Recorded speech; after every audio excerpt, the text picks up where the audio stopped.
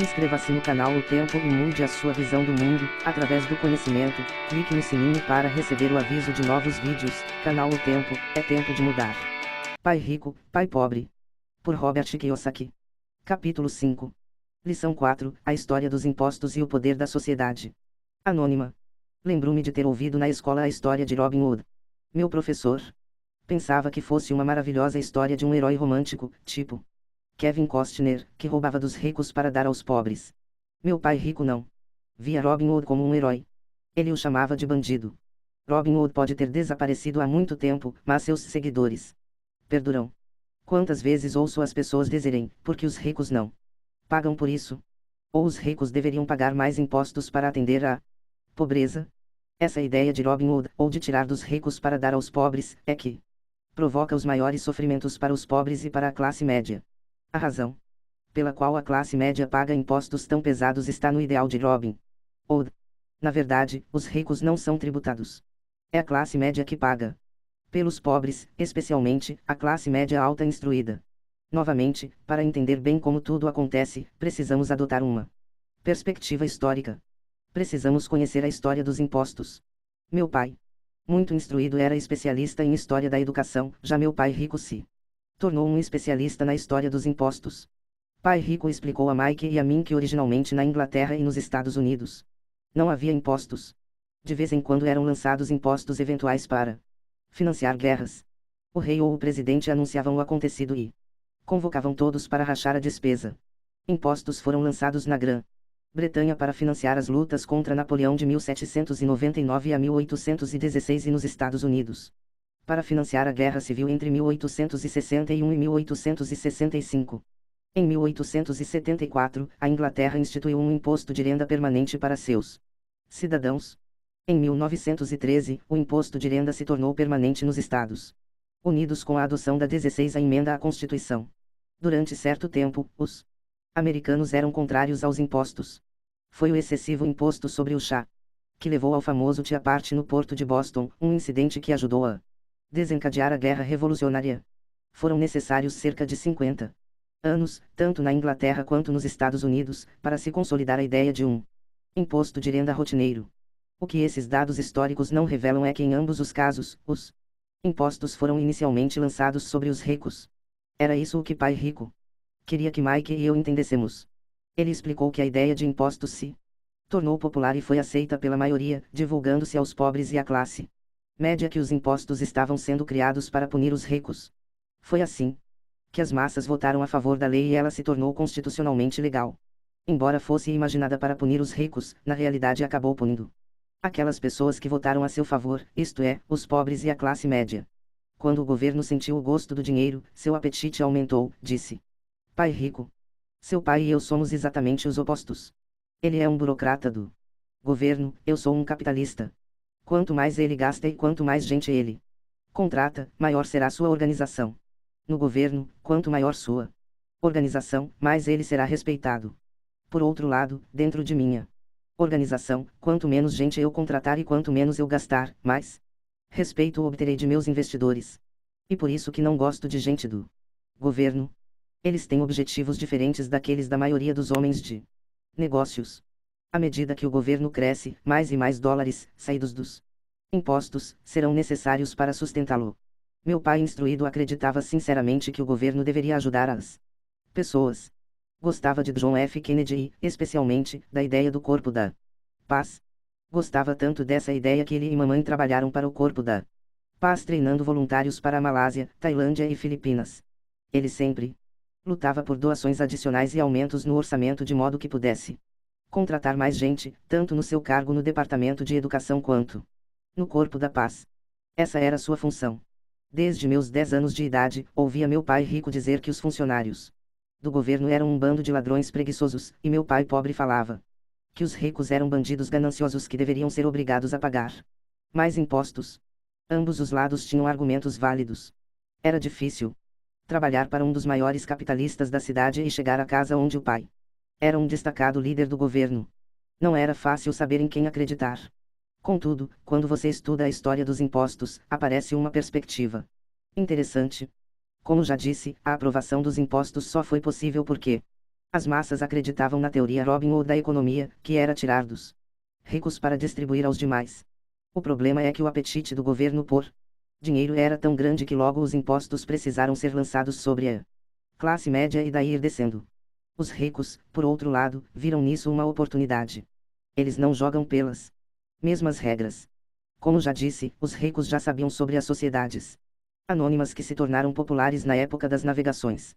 Os ricos criaram a sociedade anônima como veículo para limitar o risco dos ativos a cada viagem. Os ricos colocavam seu dinheiro em uma sociedade anônima para financiar a viagem.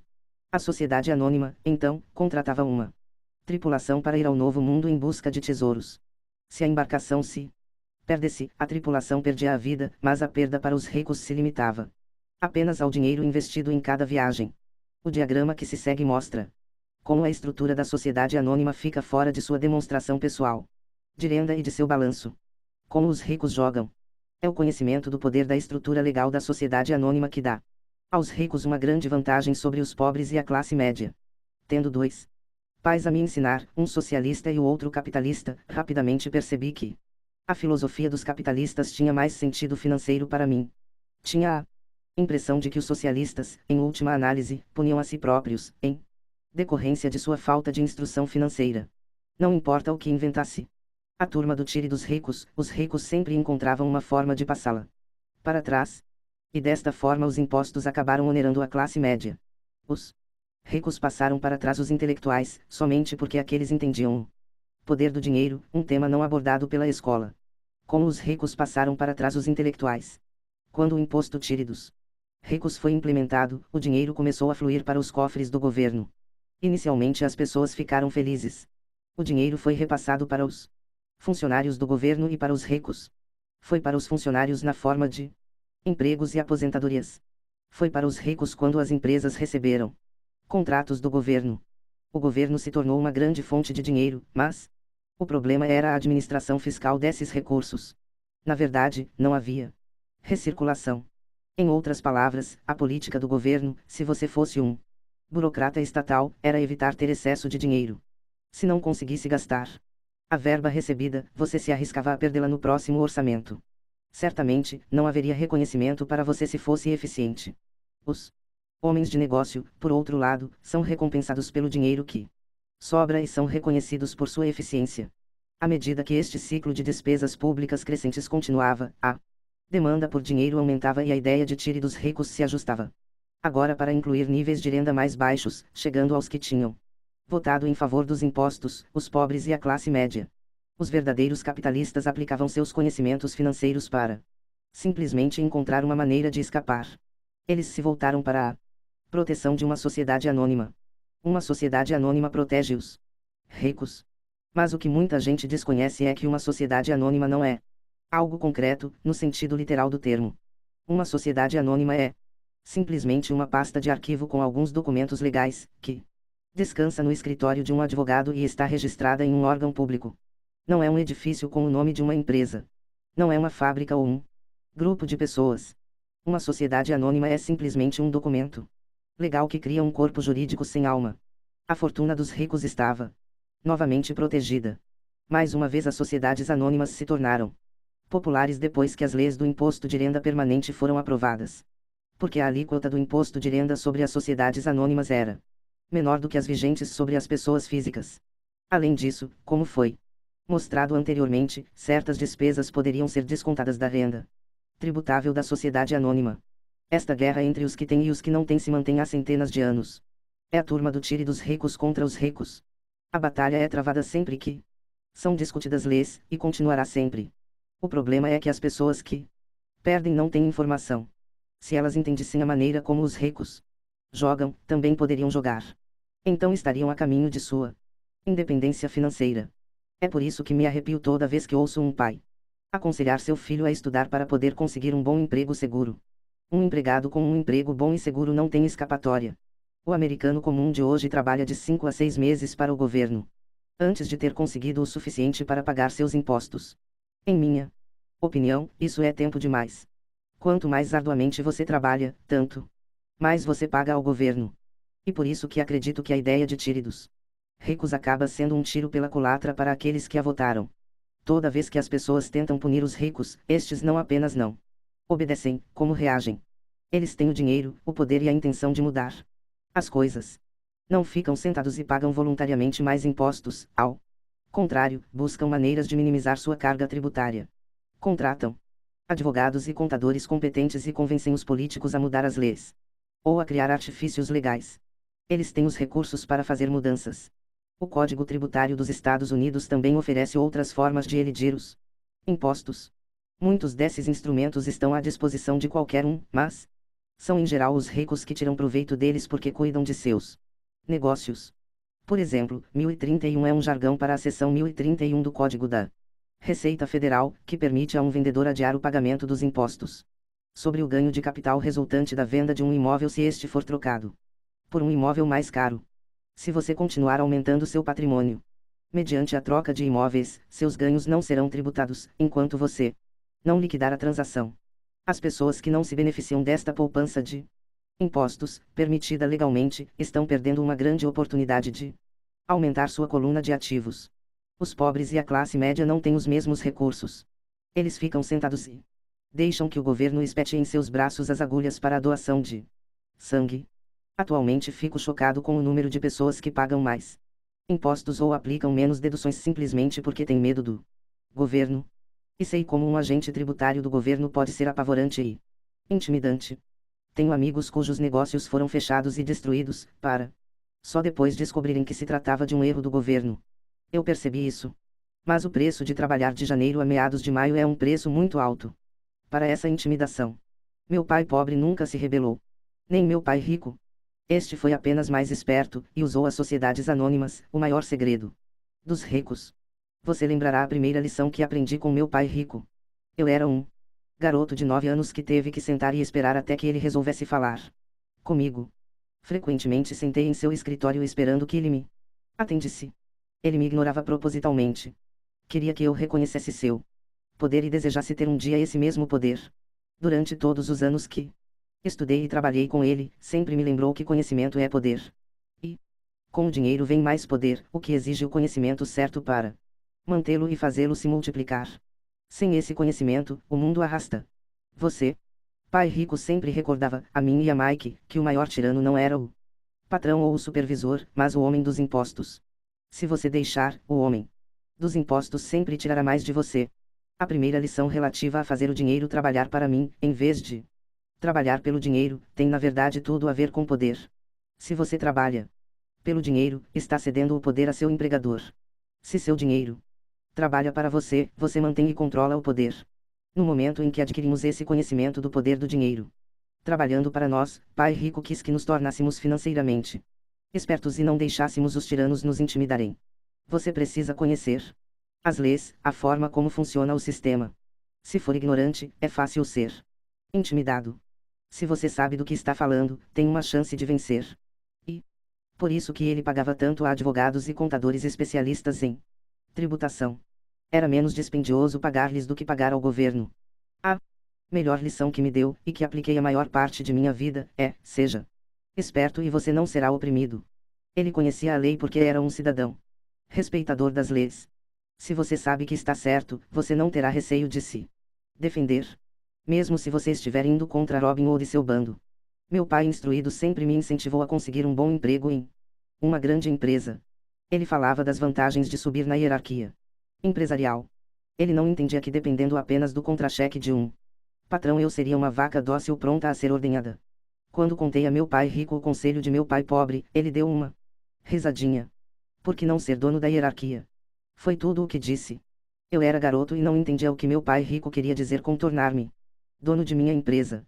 Era uma ideia que parecia impossível e assustadora.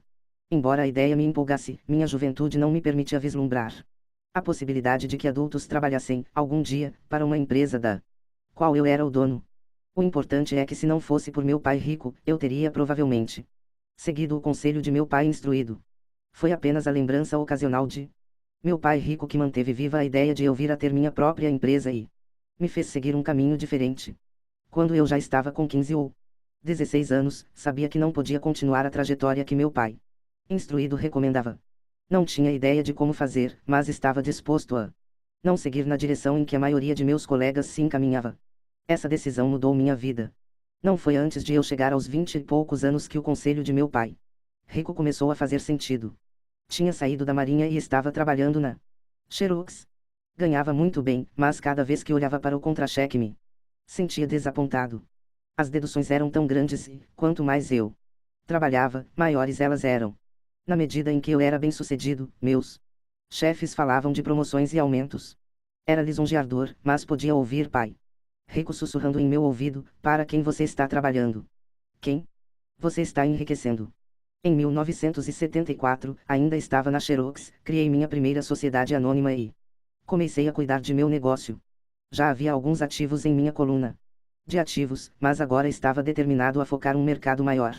Esses contra-cheques cheios de deduções justificavam todos os conselhos que pai rico me dera ao longo dos anos. Via o futuro que me aguardava se seguisse o conselho de meu pai instruído. Muitos empregadores temem aconselhar seus empregados a cuidar de seus próprios negócios. Estou certo de que isso pode valer para certas pessoas. Mas, em meu caso, a atenção dada aos meus negócios, ao aumento de ativos, tornou-me um empregado melhor. Agora eu tinha um objetivo. Chegava cedo e trabalhava diligentemente, juntando todo o dinheiro possível para poder começar a adquirir imóveis. O Havaí estava começando a crescer, e havia fortunas a serem feitas. Quanto mais eu percebia os estágios iniciais da expansão, mais máquinas Xerox eu vendia. Quantas mais vendia, mais dinheiro ganhava e, naturalmente, mais deduções apareciam em meu contra-cheque. Era inspirador. Estava tão ansioso para fugir da armadilha que eu trabalhava mais, e não menos. Por volta de 1978, costumava ocupar um dos primeiros 5 lugares entre os vendedores, às vezes o primeiro. Estava louco para sair da corrida dos ratos. Em menos de 3 anos eu estava faturando mais em minha pequena empresa, uma companhia imobiliária, do que na Xerox. E o dinheiro que ganhava na minha coluna de ativos, minha companhia imobiliária, era dinheiro que trabalhava para mim. Não era eu batendo em portas para vender copiadoras. O conselho de meu pai rico fazia mais sentido. Logo o fluxo de caixa de minhas propriedades permitiu que minha empresa comprasse meu primeiro Porsche. Meus colegas vendedores da Xerox pensavam que eu estava gastando minhas comissões. Não estava. Estava gastando minhas comissões em ativos. Meu dinheiro estava trabalhando arduamente para ganhar mais dinheiro. Cada dólar de minha coluna de ativos era um grande empregado dando duro para fazer mais empregados e comprando para o chefe um novo Porsche a ser deduzido da renda tributável. Comecei a trabalhar mais para a Xerox. O plano estava funcionando e meu Porsche era a prova. Ao aplicar as lições de meu pai rico, eu, tão jovem, podia sair da corrida dos ratos de ser empregado. E isso foi possível dados os sólidos conhecimentos financeiros adquiridos com estas lições. Sem esses conhecimentos, que chamo de QI financeiro, meu caminho para a independência financeira teria sido muito mais difícil. Agora divido com outros, por meio de seminários, tudo o que aprendi. Sempre que faço minhas palestras, lembro aos ouvintes que o QI financeiro se compõe de 4 grandes áreas: contabilidade, e o que chamo de alfabetização financeira. Uma habilidade vital se você quer construir um império. Quanto mais dinheiro estiver sob sua responsabilidade, mais acuidade é exigida ou a casa desmorona. É o lado esquerdo do cérebro, ou os detalhes. A alfabetização financeira é a capacidade de ler e entender demonstrações financeiras. Isso lhe permite identificar os pontos fortes e fracos de qualquer negócio. Investimento, o que eu chamo de ciência do dinheiro que faz dinheiro. Isso envolve estratégias e fórmulas. E o lado direito do cérebro, ou o lado criativo. Entendimento dos mercados, a ciência da oferta e da demanda. A necessidade de conhecer os aspectos técnicos do mercado, o que está relacionado à emoção. O boneco Ticklemy Elmo, no Natal de 1996, é um caso de mercado técnico ou conduzido pelas emoções. O outro fator de mercado é o dos fundamentos ou do sentido econômico de um investimento. Um investimento faz sentido ou não de acordo com as condições correntes do mercado. Muitas pessoas pensam que os conceitos de investimento e a compreensão do mercado são muito complexos para as crianças. Elas não conseguem ver que as crianças conhecem esses assuntos intuitivamente. Para aqueles que não estão familiarizados com o boneco Elmo, esse era o personagem de Vila Sésamo que estava povoando o sonho das crianças antes do Natal. A maioria das crianças queriam e o colocava em primeiro lugar em sua lista de presentes. Muitos pais se perguntavam se a empresa estava retendo intencionalmente o produto fora do mercado, enquanto o continuava anunciando nas vésperas do Natal. Desencadeou-se um pânico em função da grande demanda e da oferta escassa. Sem encontrar bonecos à venda nas lojas, especuladores viram uma oportunidade de fazer pequenas fortunas à custa de pais desesperados. Os infelizes pais que não acharam o boneco foram forçados a comprar outros brinquedos. A incrível popularidade do boneco Elmo não fazia sentido para mim, mas serve como um excelente exemplo econômico de oferta e demanda. O mesmo pode ser dito dos mercados de ações, títulos, imóveis e cartões de beisebol. Lei, por exemplo, utilizando uma sociedade anônima com os artifícios técnicos contábeis, o investimento e os mercados podem permitir um crescimento explosivo. Uma pessoa com conhecimento das vantagens tributárias e a proteção oferecida por uma sociedade anônima pode enriquecer muito mais rapidamente do que alguém que é simples empregado ou proprietário único de uma empresa. É como a diferença entre andar e voar. A diferença é muito profunda quando se trata de riqueza no longo prazo. 1.